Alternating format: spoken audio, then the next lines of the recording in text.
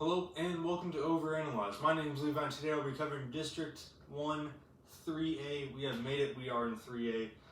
And I alluded to it yesterday, I alluded a little bit to it. This is perhaps, it's not my favorite region, but it is certainly one of my favorite regions just to watch.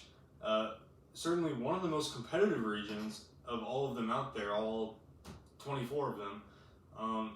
This is certainly super high on the list. I mean, you got teams like, you got Bushland, Idalou, Peaster, Nakona, Brownfield, Canadian, Shallowater, Jim Ned, Brock. All these teams, maybe not Brock this past year, but certainly in a year or two, Brock. All of these teams, they could have made state and no one would have been like, I don't know about that one. All of these teams have like the capability of making it to state and certainly could. It's just, there's so many teams, so many great teams here in Region 1 3A. It's so fun to watch, just to watch this. You got Brownfield and Idalou playing in the second round, and it's like, they shouldn't be in the second round, but they are, and even if they weren't, they would be playing, some other team, Peaster, or Nakona, or Shallowater, Canadian, anything like that. Like there's no way to get around this. Great teams are gonna play great teams super early, and it's just so competitive. You got 8 or 9 teams that could potentially make state.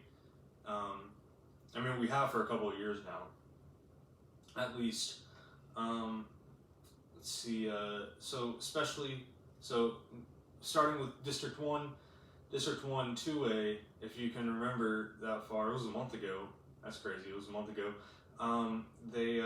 We started off with Groover and the undefeated state champion. It's pretty nice to do that. Well, here we are starting with Canadian. Not the state winner, not undefeated, but pretty close to that. We'll get to them. Teams in this district, we have River Road and Amarillo, Bushland, Canadian, Dalhart, Spearman, and Tulia. Highland Park goes to District 3 2A. Highland Park and Amarillo. Certainly not the one in Dallas. That would be kind of weird if they were in the same district. I don't know why I'm saying that. That's perfectly obvious that it would be weird. And Tulia comes in from District 2 3A. So just moving over from Shallowater and Idalou to Canadian and Bushland. It's like, good for you. I don't know. So location of this district, we are in the Panhandle. For the third straight class, we are starting in the Panhandle, north part of it. I say north though, pretty stowed away. Canadian I believe is out to the east.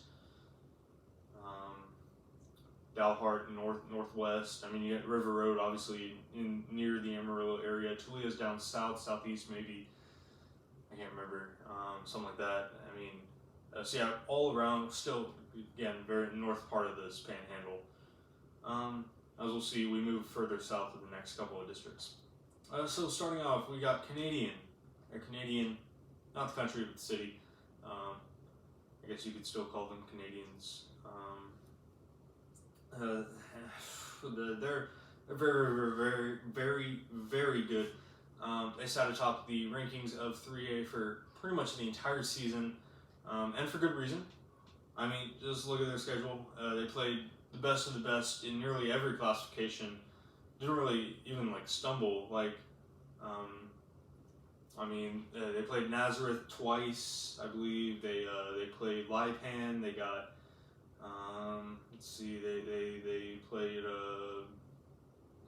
they played Randall. Certainly not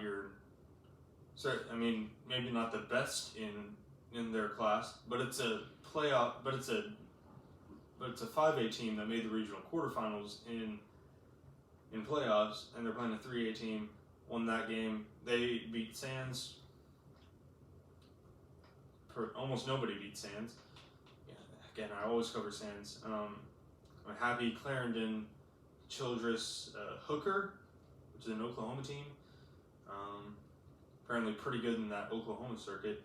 I mean, Sudan, like it just goes on and on and on and on, and they just won and won and won and won, and then you go to the playoffs and it's like, oh yeah, that's right, they beat Littlefield, Shallow Water, and Jim Ned before losing to Idalou. I would say they're a decent team, like okay, I guess, I don't know.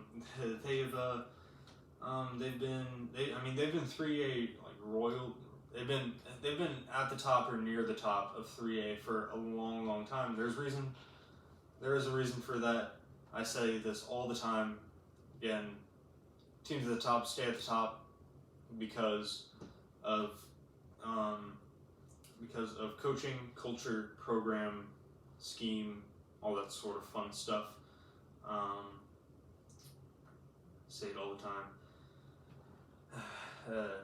They have 11 players uploaded to the roster, I believe, and then 4 seniors who are starters. I think all 4 of them are starters.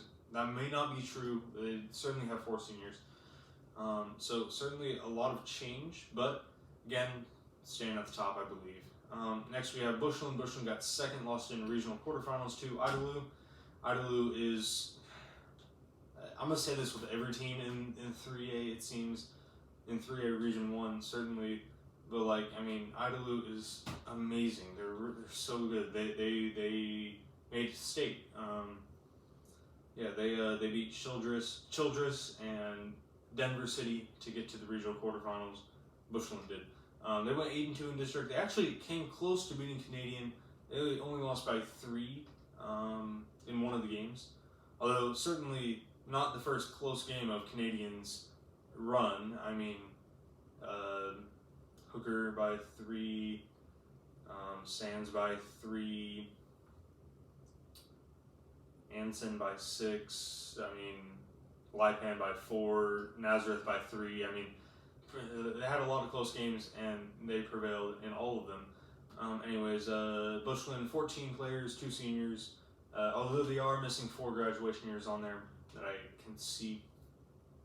Next we have Spearman. Spearman got third, lost by District 2, Idalou. Idalou officially the District 1 killer, beating 3 District 1 teams out of 3 possible. Due to the format of UIL playoffs, you cannot beat all 4, but you can certainly beat 3, and Idalou did that.